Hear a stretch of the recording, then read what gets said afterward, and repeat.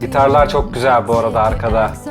Akustik gitarları duyuyor musunuz? Bunda böyle zaten bir retro hava var.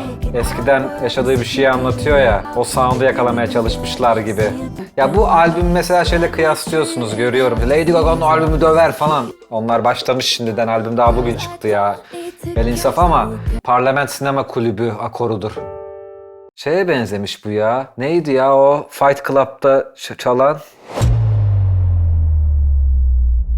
Arkadaşlar hepinize merhaba. Bugün Taylor Swift'in yeni albümü The Life of a Showgirl albümüne bakacağız. Taylor Swift'i çok görüyordum yorumlarda. Belki daha önceki albümlerine de zaten bakarız zamanı geldiğinde ama bu albüm yeni çıkacağı için, bir de benim çok beğendiğim bir şarkı yazarı ve prodüktör Max Martin'in de işin içinde olduğunu duyduğum için buna öncelik vermek istedim. Bugün Cuma, yani çıktığı gün ben bu videoyu çekiyorum. İlk defa böyle çıktığı gün bir şey çekiyorum diye hatırlıyorum bu kanalda. Bakalım ne karşılayacak bizi, ben de merak ediyorum. Katıl üyelikleriniz için hepinize çok teşekkür ediyorum. Kanalımıza çok destek veriyorsunuz. Hep söylüyorum size, telifli içerik yaptığımız için desteğinize ihtiyacımız var. Hem açıklamalarda hem pinli yorumda beni hem Instagram'dan takip edebilirsiniz. O linki bulabilirsiniz. Çünkü oylamalar yapıyoruz orada, biliyorsunuzdur bazılarınız. Hangi videoyu çekelim diye. Ona katılımcı olabilirsiniz. Hem de katıl üyeliği için orada linki bulabilirsiniz. Basarak hemen katıl üyesi olabilirsiniz. Çok cüzi bir rakama bu kanala destek olabilirsiniz. Arkadaşlar şimdi ben şöyle söyleyeceğim. Ben Taylor Swift'i aslında eski şarkılarını falan böyle kulağımda var tabii, çok popüler olduğu için. Ve belli bir dönemden sonra bazı parçaları böyle aklımda kaldı. Yani güzel line'ları olduğunu, iyi bir şarkı yazarı olduğunu düşünüyorum açıkçası. Kötü bir şarkıcı olduğunu da kesinlikle düşünmüyorum. Özellikle bu yeni albümüne bakmak istiyorum. Yani 2025'in sonunda çıkan bir albüm. Bakalım nasıl tepkiler alacak, onu da merak ediyorum. Hem sizler tarafından. Dolayısıyla yorumlarda albümle ilgili ne düşündüğünüzü, çünkü çok taze bir albüm, hangi parçalar sizin için öne çıktı, bunların hepsini okumak istiyorum. Beraber tartışalım, konuşalım yorumlarda. Hadi bakalım. İksirimizden içelim. Şimdi arkadaşlar albüme de şöyle bir bakıyorum, 12 parça var. 41 dakikalık bir albüm, yaklaşık 42 dakika. Ve parçalara şöyle baktığım zaman, tabii kendisini az çok tanıdığım için, songwriting tarafında olduğu için bu yeni nesile çok yakın değil. Yani elinde gitarı, şarkı söyleyen biri. Dolayısıyla şarkılar 3,5-4 dakika falan, bunları görüyorum. Bir tane 2,5 dakikalık bir şarkı var. Genelde şarkılar buralarda. Ben bu tarafı daha çok seviyorum, biliyorsunuz. Daha şarkı formunda parçalar, çünkü bizim alışık olduğumuz şeyler. Onu da söylemiş olayım. Evet, birinci parçayla başlıyoruz. The Fate of Ophelia.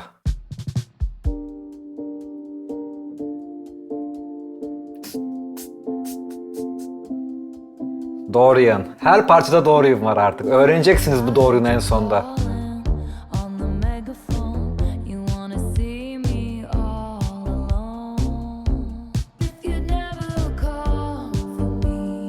Sol Dorian.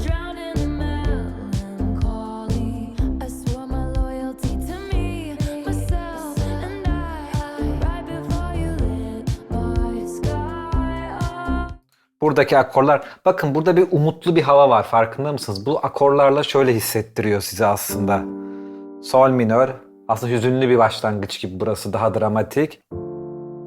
Burası da öyle, re minör çünkü 5. derecesine geliyor, yani sol minördeymişiz gibi. Sonra 7. derecesi fa majör. Burada ise do majöre gelip 4. derecesini majör yaptığından dolayı Dorian tınlıyor. Umutla bitiyor, farkında mısınız yani?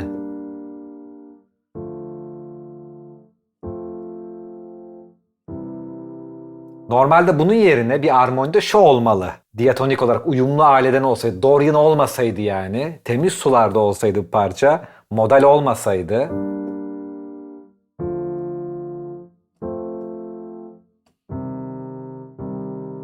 Karanlık biterdi ama o Dorian işte bunu sağlıyor bize. Yalnız bir şey dikkatimi çekti bu parçada, bilmiyorum ne diyorsunuz?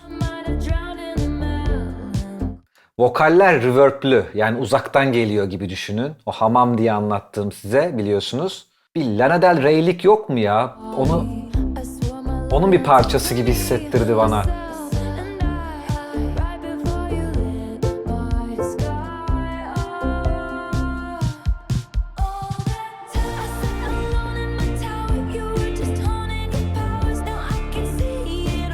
Aa, bas çok iyi.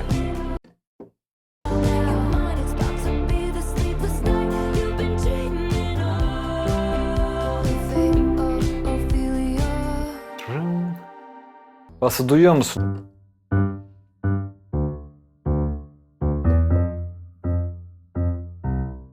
Orada kromatik. Bakın o geç.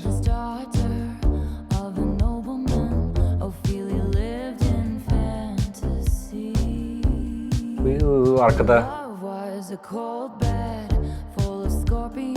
davulu çekti geldi.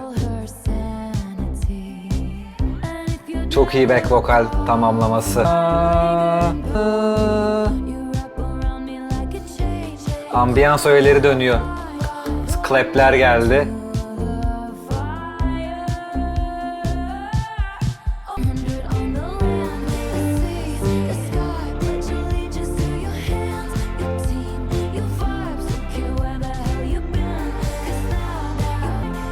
Şunları duyuyor musunuz? Geliyor.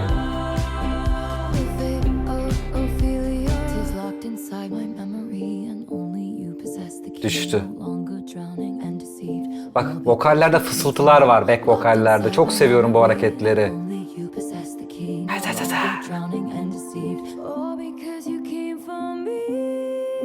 Çok güzel söylüyor tabii. Güzel.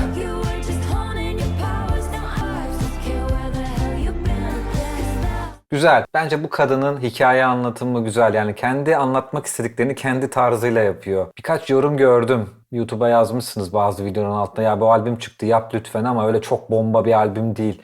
Ya bomba olması için illa böyle çok yüksek olmasına gerek yok. Tabii şu an daha giriş şarkıyı dinliyorum. Bilmiyorum nelerle karşılaşacağız da. Yani her şey Eurovision sahnesi olmasına gerek yok. Anlatabiliyor muyum demek istediğimi? Gayet güzel işlenmiş bir parça. Hikayesini güzel bir soundla anlatmış. Evet temiz sularda değişik acayip işler yok ama her parça böyle olmak zorunda değil ki. Onu da unutmayalım yani. Gayet güzel bir melodi. Ben başarılı buluyorum kendisini. Güzel. Şu an ilk parça böyle başladık. Bakalım nereye gideceğiz.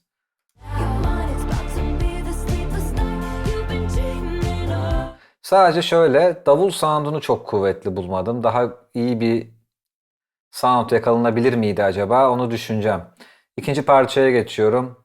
Elizabeth Taylor. Çok iyi vokal. H Strings.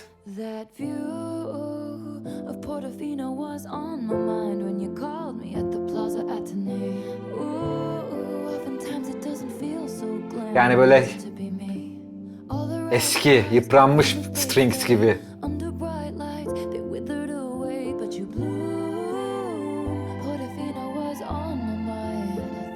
La minör, mi minör, fa majör.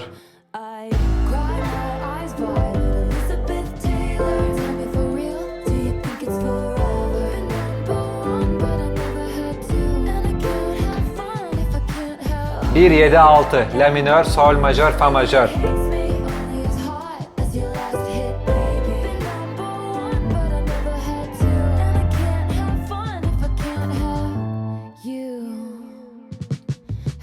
Yalnız o girişteki bir kere bakın burası o North Sound'u böyle retro. Ama şu vokaller inanılmaz giriyor şimdi. Çok iyi reverb. Çok iyi produce edilmiş burası.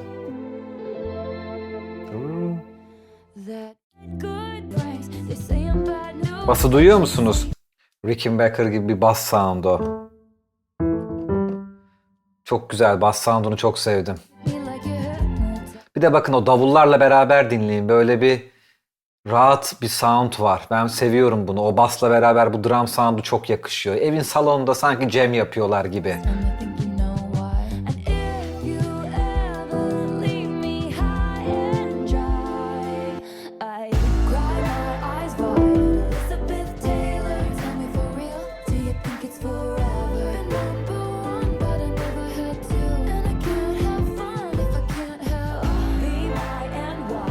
Estram o çok güzel.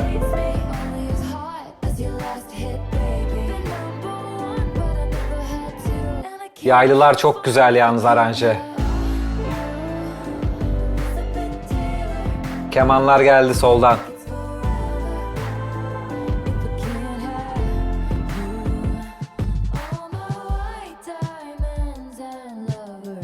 Bak bunu çok yapıyorlar. Davul kaldı şimdi de. Harmoni çıktı. Vokalleri duyuyor musunuz? Güzel.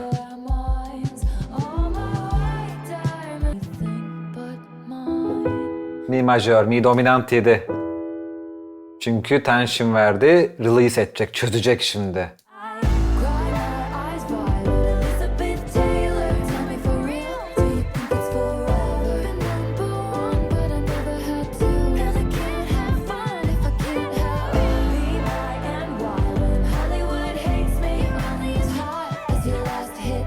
Vokaller çok güzel, prodüksiyon olarak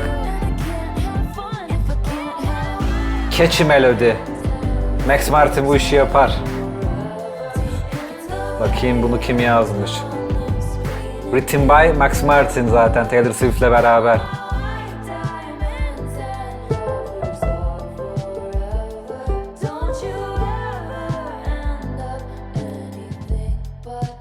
Bas çok güzel ton.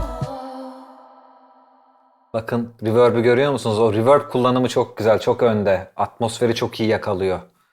Garip şarkı isimleri. Opalite sanırım.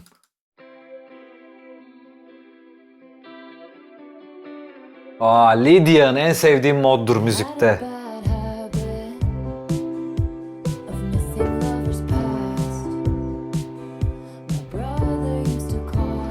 Do majör, do maj 7, re dominant 7.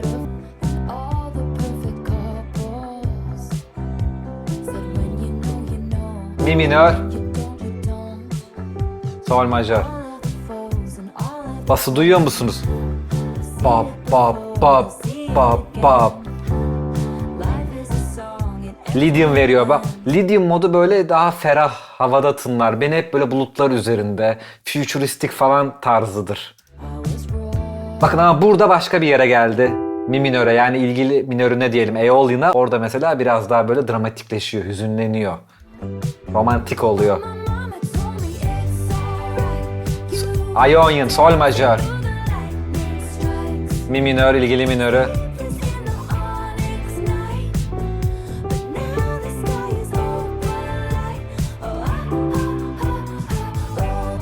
Bakın arkadaşlar şimdi Taylor Swift'in şarkıları böyle herkese hitap etmiyor olabilir ama çok akılda kalıcı bir melodi, farkında mısınız? Bu nakarat. Bakın nakaratı bir konuşalım. Yani birkaç kere dinledikten sonra çok aklınıza kalır. Evet çok enteresan bir armoni falan yok. İşte Lydian'dan ilgili majörü yani teori bilenler için söylüyorum.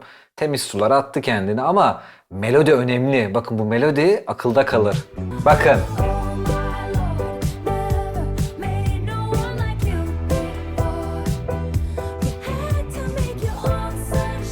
La minör 2. derecesi. Re majör 5. derecesi. Yani çok basic bir teori, tamam mı? Bu çoğu parçada, milyonlarca parçada şu akorlar var.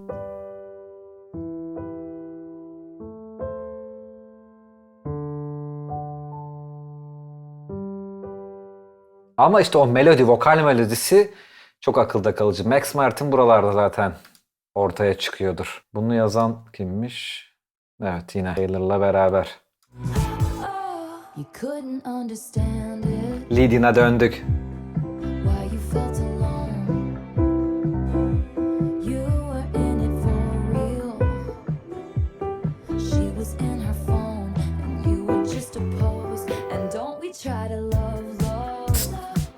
Burada davul sound'unu çok sevdim.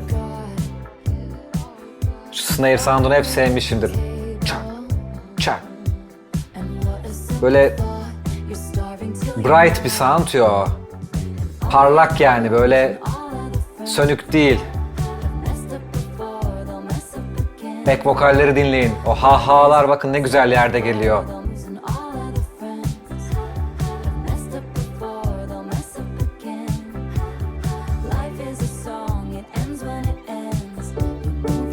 Yapmadı orada, ben yaptım. Çok güzel melodi, dikkat edin bak. Bas da güzel.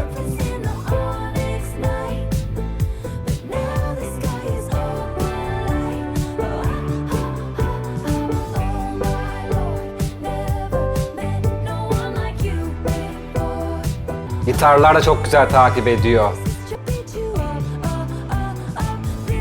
Aslında şu melodi çok çocuk şarkısı gibi. Ama prodüksiyona koyduğunuz zaman böyle şu enstrümanlarla, böyle bir işleyişle sizi bir yere götürür.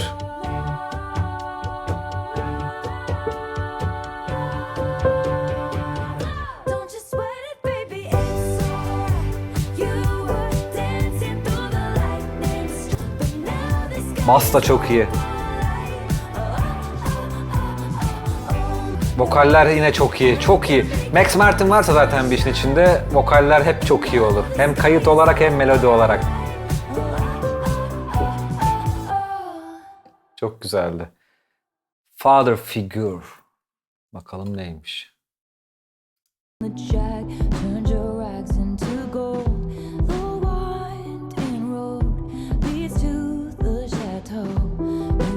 Mi minör.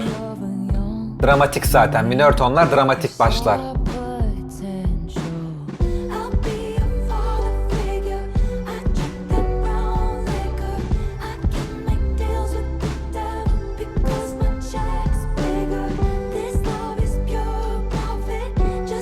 Bas.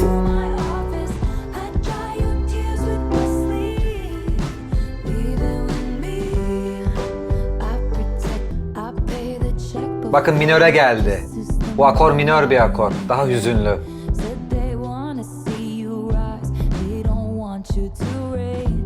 Evet, snare seçimi enteresan geldi bana.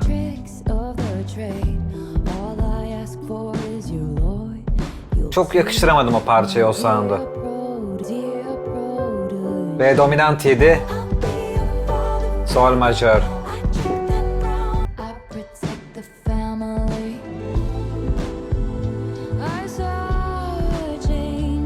Dreamy oldu burada.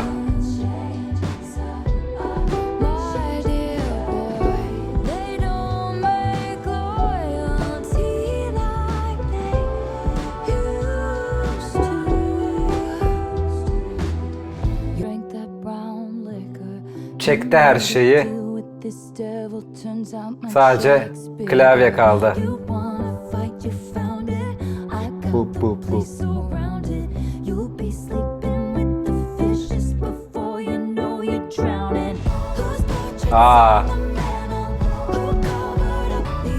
Modülasyon oldu. Başka tona gitti parça.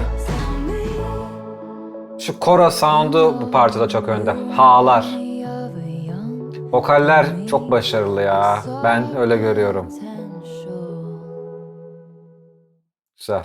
Eldest Daughter. Eldest Daughter. Sol majör. Bakın hep akorlarda şey var. Sas yapıyor bunu. Hep bu voicingleri veriyorlar. O biraz çocuk şarkılığından çıkartıyor işte. Bu şey gibi düşünün. Parlament Sinema Kulübü akorudur. Bana onu hatırlatır yani. Bu akor muydu bilmiyorum da hep o renk. Daha böyle cool yani. Slash chord bunlar hep. Tona oturdu burada yine. Vokalleri dinleyin.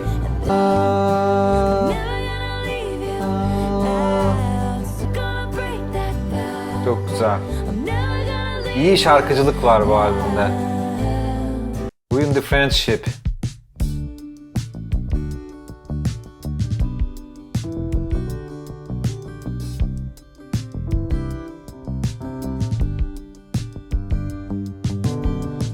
Beşinci derece akoruyla başlıyor. Basları dinleyin. Bakın orada çok güzel bir hareket yapmışlar armoni olarak. Re majör gidiyor, burada başlıyor. Tonumuz sol majör ama 5. derece akoruyla başlamış. Yani bir yerdeymiş gibi zaten giriyor parçaya. Evdeymiş gibi değil. Başka bir yerde anlatıya başladı gibi düşünün parçayı. Çünkü tonumuzun 1. derecesinde değil burada. Bakın cümlenin başında bir yerde başlıyor gibi düşünün. Uzak bir yerde başladı. Anlatabiliyor muyum? Şimdi evde.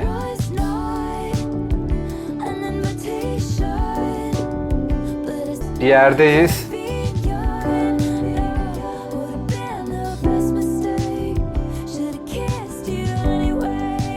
Güzel, bu böyle romantik bir parça. Gitarlar çok güzel bu arada arkada.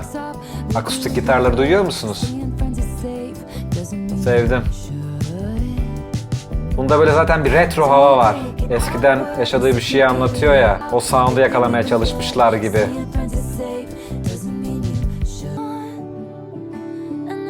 Piyano geliyor. Uzaktan piyanoyu duyun. Reverb'lü piyano çünkü.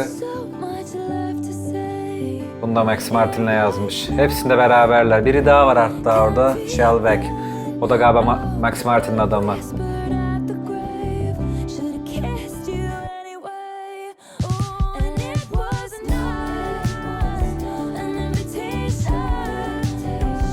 Çok zor ya bu insanları. Şimdi düşünüyorum, muhtemelen Taylor Swift İsveç'e gitmiştir ya da Max Martin işte o Shellback Amerika'ya geliyor. Böyle bir albüm yapıyorlar. Beraber kapanıyorlar. Şarkılar yazılıyor falan. Çok güzel bir kafadır bu. Ama şimdi bu kadar büyük isimler ya şey kaygısı nasıl oluyor acaba? Çünkü şimdi evde oturup böyle stüdyoda ya da işte kafa rahat yazıyorlar ya beraber. Bu çok keyifli bir şey. Ama bir yandan da ticari bir kaygı var ne olursa olsun. Yani yok deseler bile var. İsterler çünkü dinlenmesi lazım bunların. Bir şekilde çok paralar da harcanıyor marketinge falan. Burası enteresan bir yer. Böyle büyük projede bulunmak ilginçtir muhtemelen. Yani orayı nasıl handle ediyorlar? Actually romantic. I heard you high-fived my ex and then you said you're glad he ghosted me. Wrote me a song Radiohead vari. makes you sick to see my face. Normalde şimdi tonumuz mi majör arkadaşlar. Sonra bunun ilgili minörüne gidiyor. Do diyez minöre. Sonra aslında mi majörün 3. derecesine gidecek. Bu sol diyez minördür. Ama onu majör yapıyor bu akoru. Şu olacağına bu yapıyor. O da armonik minörden aslında araklanmış bir akor. Öyle düşünebiliriz. Sonra buna çözüyor. Şeye benzemiş bu ya. Neydi ya o Fight Club'da çalan? Where is my mind? Değil mi? Where is my mind'a benzemiyor mu? Some people might be offended, but it's actually sweet. All the time you've spent on me, it's honestly wild. Pa, pa, pa, pa. It's actually romantic. I really gotta hand it Sevdim to bunu. you. No man has ever loved me like you. Tabi biraz klişe sözler ama olur. Hadn't thought of you in a long time, but you keep sending me. Çok ilginç. Hadn't thought of you in a long Yaptı sadece. Hi-hat galiba o. Crash'e olmadı. Genelde crash'e vurulur. time. I know you think it's how many Bakın times has your boyfriend bu akor bir tuhaf zaten. talking about it's actually sweet. All the time you've spent on Mesela şey isterdim bu parçada. Burada artık biraz patlat. Ya Lady Gaga gibi patlatma. O çok absürt derecede güzel anlamda söylüyorum. Ama burada işte o gitarlarla başladınız ya. Artık orada bir daha daha varyete olabilirdi. You think I'm tacky, baby? Stop talking dirty. Geliyor mu dedi. It sounded nasty, but it feels like Sözler de enteresan. I mind my business, God's my witness, kinda making me sweat. 'Cause it's actually sweet. All the time you've spent. Gitarlar girdi en sonda ama outro'da daha böyle Romantic. olabilirdi. Wishlist. They want that yacht life under chopper blades. Do majör. Those bright lights and Balenciaga La minör. shades and a fat stack with the baby Fa majör. face. They want it all. They want that complex female character. They want that critical smash palm d'or. 1, 6, Oscar on the back 4. floor. They want it all. And they should have what they want. They deserve what Re they minör. want. 2. derece do majörü. I just want have a couple kids, got the whole block looking like you. We Hafif böyle R&B drums bu. a long way to wow. Got me dreaming about a driveway with a basketball hoop. Hep bak arkada pedal bir cümle duruyor. List, I just want you. They want that freedom, living off the grid. They want those 3 dogs that they call Bu kids. duruyor. And that good surf, no hate. Akorlar değişiyor yani farkında mısınız?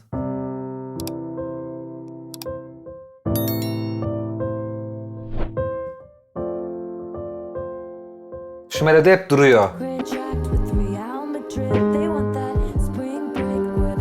Güzel.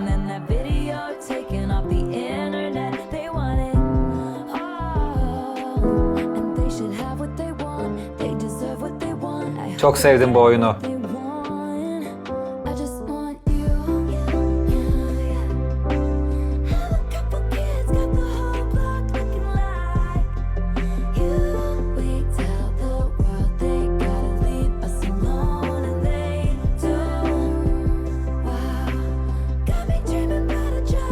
Vokallere bakın nasıl çıkıyor buralara ya.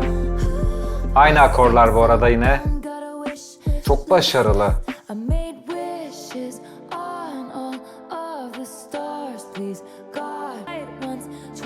Şeyi sevmedim ya. Çık çık çık. Bir tek o var ya. Niye onu tercih etmişler? Ben oraya zil koyardım. Hi-hat falan. Bu çok köşeli.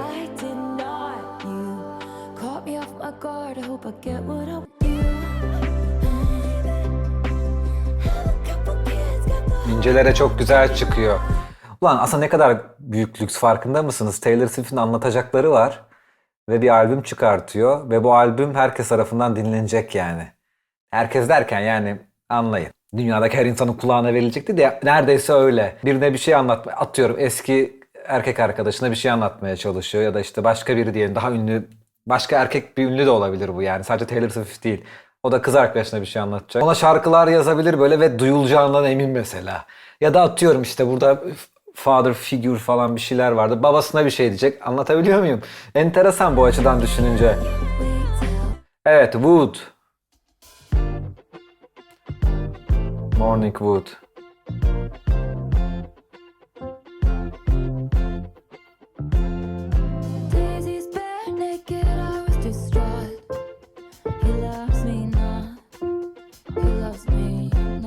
Fa majör. Çık çık çak çak çak. Re minör. Beatles soundları, Beatles yürüyüşleri var. Davul soundu da öyle, yine retro.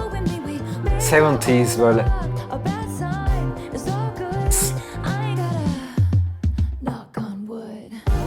Tahtaya vur yani. Morning Wood değilmiş. Pa pa pa. Hep böyle. Pa. Pa pa.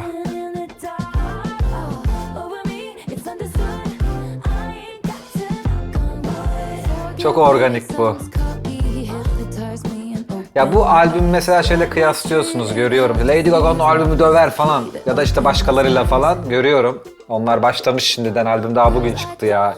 El insaf ama şimdi bu albüm farklı bir albüm ama yani farklı derken daha iyi daha kötü değil. Başka bir durum bu. Lady Gaga'nınki bambaşka bir anlatı.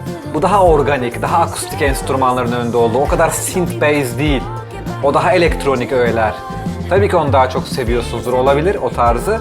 Ama değerlendirirken başka yerlerde, sınıflarda olduğunu da düşünmek lazım.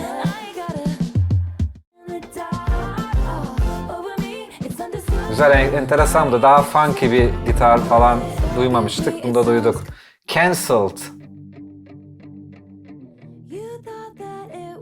Bakın şeyi duydum. Ne bu?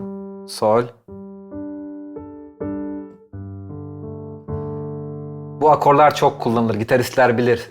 Power chord gibi. Sol, re, power chord ama re telde de la'ya basıyorsunuz.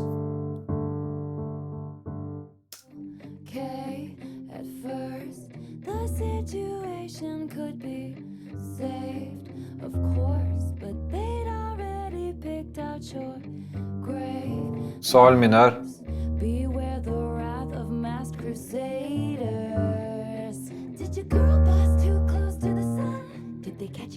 Abi baksanıza ya, bu işler bu bayağı şarkıcı.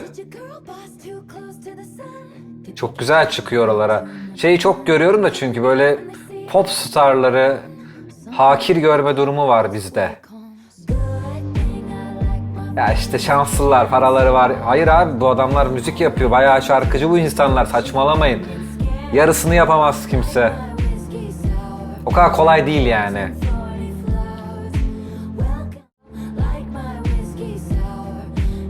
Like My Whiskey Sour. Welcome to my underworld. Alt frekansları bu parçada çok sevdim. Koyu koyu, dolu dolu. Exactly Bu şarkıyı sevdim yalnız. Bunu like'lıyorum. Benim vibe'lar. ones with matching scars. It's easy. Şu bozuk, yani bozuk değil tabi de. O kick sound nasıl? It's easy to love you when you're popular. The optics click, everyone prospers. But one single Yerlerini değiştirdi akorların. roster, tone deaf and hot, let's all just off her. Of, çok güzel harmoni vokalde. Did you make a joke only a man could? Were you just too smug for your own good? Or bring a tiny violin? Bir öğe daha girdi, duyuyor musunuz? Baby, that all ends tonight. Good thing I like my friends. Bu şarkıyı sevdim. Hepsi bence güzel, hepsinin bir yeri var. Prodüksiyon olarak özellikle. Bu karanlıklığı çok güzel. Tam bir kış şarkısı, dinlenir yani uzun yolculukta falan. Welcome to my underworld. It'll break your heart. At least you know exactly who your friends are. We're the ones with matching scars. They stood by me before my exoneration. They believed I was innocent, so I'm not here with. Bakın. Oo, tansiyon da ver. But if you can't be good, then just be better at it. Everyone's got bodies in the attic or took somebody's man. We'll take you by the hand, and soon you'll learn the art of never getting caught. It's a good thing I like my friends can't solve. Bayağı keman kullanılmış. Nashville şeyi severler. Like my whiskey sour and poison thorny flow. Can't Can't Stop, bak ne kadar güzel çıkıyor. handle like my whiskey sour. Me too. Can't you see my infamy? Love's company and they Bayağı güzel bu. like they broken me, but Açık konuşayım ama ben keman kullanmazdım. and now you know Fazla naifleştirmiş sound'u. friends are. You know who we are. We're the ones with matching scars. Güzel. Honey. You can call me honey if you want, because I'm the one you want.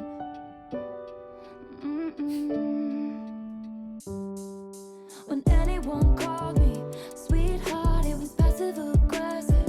At the bar, and the chick was telling me to back off, cause a man had looked at me. Times Re majör. pink skies. You can call me honey if you want, because I'm the one you want. Winter green kiss on mine. Give it different meaning, cause you mean it when you tell me I'm hot as Bas yok burada.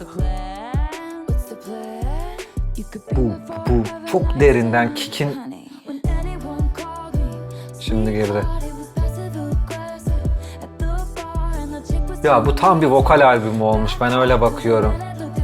Melodi, vokal. if anyone Max Martin de orada şey var ki ben bu albüm için artık son şarkılara geliyoruz. white teeth, they were saying that Max Martin'in çok bir eski işlerini düşününce onun gibi değil ya. O da farklı bir şey imza atmış bence. Hem şarkı yazarlığı hem prodüksiyon anlamında. redefine all of those blues when you say Oh, you can call me honey if you want. yedileri ver. You want, I'm the one you want. You give it different meaning, cause you mean it when you say it's yours. Kicking in doors, stick it to the floor. Give me more by the paint and the color of your eye, and graffiti my whole damn life, honey. When anyone called me, Hep şu var. Ta, ta. Hep soru cevap. What are you wearing? Too high to remember in the morning. Hep bu tarz. Anyone called me lovely, they were finding ways not to. Bakın Manifest videosunu izlediniz mi bilmiyorum, son çıkan şarkı o Rüyada. Mesela onda sonda outro'da bir eleştiride bulunmuştum. Gitarlar çok böyle gride oturmuş. Her şey çok makine. Bak mesela burada öyle değil. Bunu demek istemiştim. Too high to remember in the morning. And when Arada vuruyor, çıkıyor. daha dinamik, daha bilinmez, daha doğal. But you say it like you're in. But you can call me honey if you want. Güzel. Evet, The Life of a Showgirl.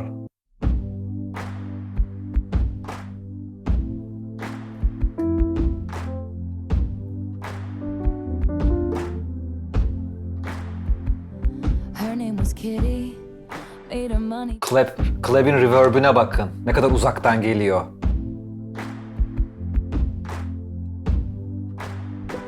Sol majör. Daughters and fishnets.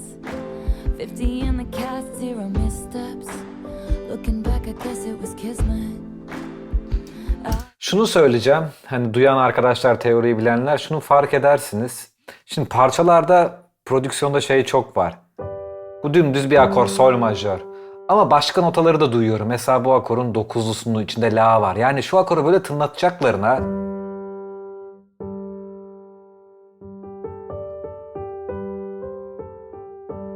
sas yapıyorlar. Sas dediğimiz ya da dördüncü derecesini koyduğu gibi. O voicingler çok var. Waited by the stage door, packed in with the autograph hounds, barking her name, then glowing like the end of a cigarette. Wow, she came out. I said, "You live in my dream." Then she said to me, "Hey, thank you for the lovely bouquet." You Sol say majör, you're la minör. rich, but you don't know the life of a showgirl, babe. And you never ever gonna Mixolydian yapıyor orada. Bakın. the more you play the Orada sizi bir yere yolculuk yapıyor. Çok kısa. softer than a kitten, so you don't know the life of a showgirl, babe. Burada. Ödünç akor almış Mixolydian'dan. Daha köşeli. Mother told Do me majörü she aldı. played tennis. So she waited by the stage door, asked the club Bakın şu promoter, çift vokallere dikkat she said edin. it's on my soul to have a taste of a magnificent life. It's all mine. But that's not what showgirls get. They leave us for dead. Hey, Şu clap sound'u çok keyifli. what you pay. You're softer than a kitten, so you don't know the life of a Vokaller showgirl. övmeye değer ya. And you're never gonna wanna. I took her pearls of wisdom, hung them from my neck. I paid Double my time. dues with every bruise. I knew what to expect. Do you wanna take a skate on the ice inside my veins? They ripped me off like false lashes and then threw me away. And all the headshots on the walls of the dance hall are of the witches. Kromatik iniyor. Wish I'd hurry up and die. But I'm immortal now, baby dolls. I couldn't Oh, if romantik I keman girdi. tried. So I say, thank you for the lovely bouquet. I'm married to the hustle and I wouldn't have it any other way. Üstte yaylılar var yine çok güzel. Hey kitty, now I'll make my money being pretty and waiting. Güzel, vokaller çok önde. Uf.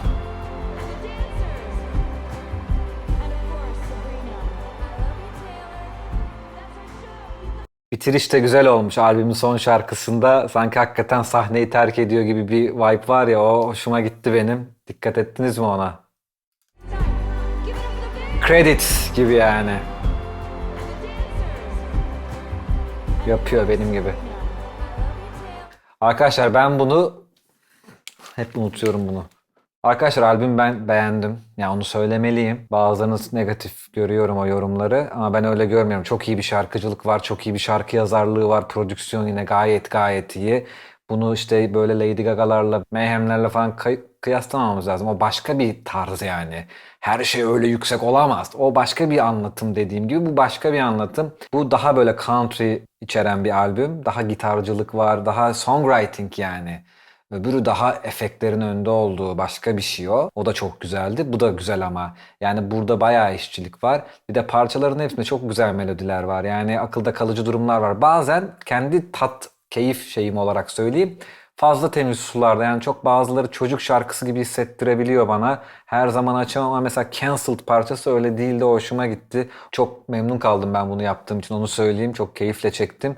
Ne istiyorum sizden? Albümle ilgili düşüncelerinizi tabii ki merak ediyorum. Siz ne düşünüyorsunuz bu albümle ilgili? Sevdiniz mi? Hangi parçalar öne çıkıyor? Hangi parçalar listenize eklenecek? Onları duymak isterim açıkçası.